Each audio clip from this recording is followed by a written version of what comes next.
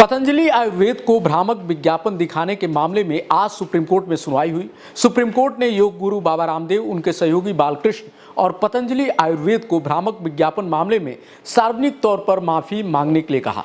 Supreme court ने इसके लिए बाबा रामदेव को 1 सप्ताह का समय दिया। सुनवाई के दौरान रामदेव और बालकृष्ण दोनों सुप्रीम कोर्ट में मौजूद रहे। उन्होंने व्यक्तिगत रूप से शीर्ष अदालत से बिना शर्त माफी मांगी।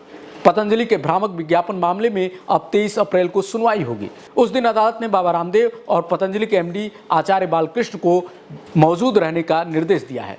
न्यायमूर्ति हिमा कोहली और न्यायमूर्ति असानुद्दीन अमानुल्लाह की पीठ ने उनकी माफ़ी का संज्ञान लिया, लेकिन ये साफ कहा कि इस स्तर पर हमने अभी आपको रियायत देने का फैसला नहीं किया है। पीठ ने बालकृष्ण ने साफ कहा कि हम मानते हैं कि आप अच्छा काम कर रहे हैं, लेकिन आप एलोपैथी को नीचा नहीं दिखा सकते।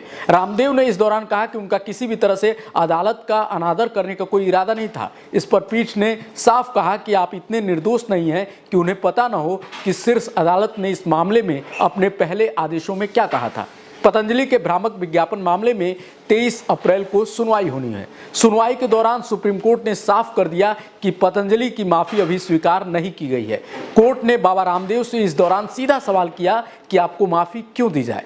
स्वामी रामदेव ने इस पर कोर्ट से कहा कि मैं आगे से जागरूक रहूंगा। मैं जानता हूं कि करोड़ों लोग मुझसे जुड़े हुए हैं।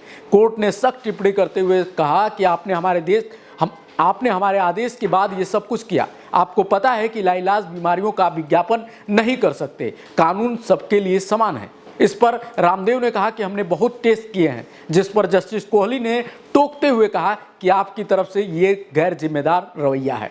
आचार्य बालकृष्ण ने कहा कि ये भूल अज्ञानतावश हुई है, हमारे पास सबूत हैं। इस पर जस्टिस अमानुल्लाह ने कहा कि आप एलोपैथी पे उंगली नहीं उठा पाएंगे, ये सही नहीं है। स्वामी रामदेव ने कोर्ट में सुनवाई के दौरान कहा कि हमने उत्साह में आकर ये कर दिया, हम आगे से सजग रहेंगे, हम एलोपैथी के बारे में कुछ नहीं बोलेंगे। जस्टिस कोहली ने साफ कहा कि इतने इनोसेंस कोर्ट में नहीं चलते कि आज आप माफ़ी मांग रहे हैं, ऐसा नहीं चलता है।